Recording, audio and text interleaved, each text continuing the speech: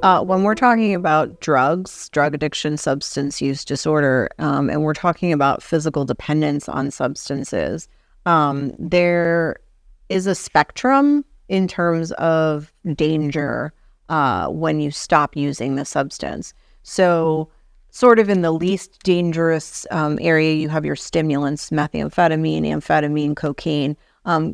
People still feel terrible if they quit that cold turkey. They just stop using. They feel pretty terrible and they will want to sleep for a long time. But there's no real danger in coming off of it. Most of the danger is actually during the intoxication, the danger of heart attack, stroke, things like that.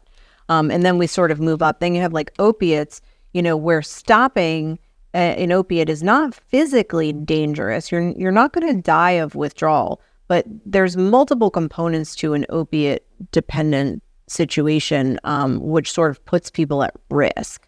For example, people who use opiates are much more sensitive to discomfort, meaning they don't have a tolerance at all for feeling uncomfortable. And a physical withdrawal from opiates is very uncomfortable, even for a non-opiate dependent person.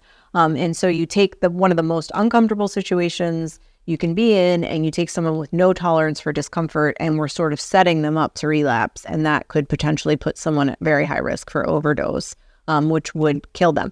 But the withdrawal itself is not life-threatening. But then we move up the spectrum and we move to benzodiazepines and alcohol. And stopping either of those cold turkey, just stopping, is one of the most life-threatening things that you can do, because both of those are pretty much chemically similar. I always say benzos are just freeze-dried alcohol.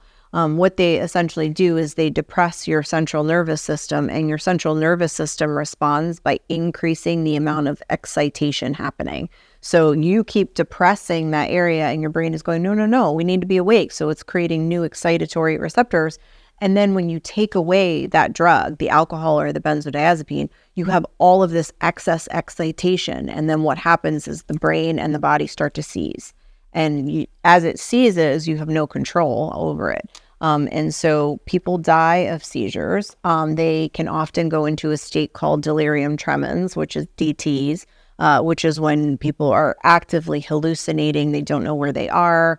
And during that time, we have seen death occur. So stopping cold turkey, alcohol or benzodiazepines is absolutely life-threatening and should never be done without some sort of medical supervision, whether that's inpatient or outpatient. The others again are not life-threatening in the withdrawal stage, but it's very, very uncomfortable.